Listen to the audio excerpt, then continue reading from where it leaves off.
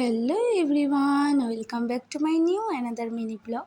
এটা ছিল দিদির বিয়ে পার্ট 3।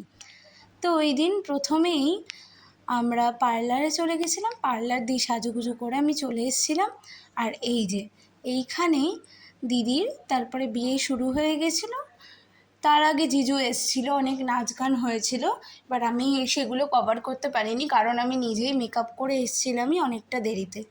তারপরে এখানে বিয়েতে ওরা বসে পড়ে, তারপরে যে সমস্ত রিচুয়ালস থাকে বিয়ের, শুভ দৃষ্টি, মালা বদল, সেগুলো সব হয়ে গেছিলো। আমি যেটুকু কভার করতে পেরেছি সেইটুকুই আমি তোমাদেরকে দেখাচ্ছি।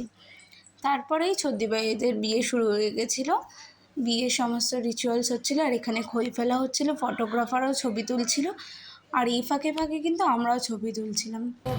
তারপরেই হয়ে যায় সিঁদুরদান, ব্যাস বিয়ে পুরো সম্পূর্ণ হয়ে যায়।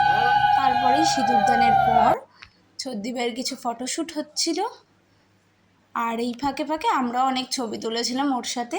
সো টাটা, দেখা হচ্ছে পরের মিনি ব্লগে।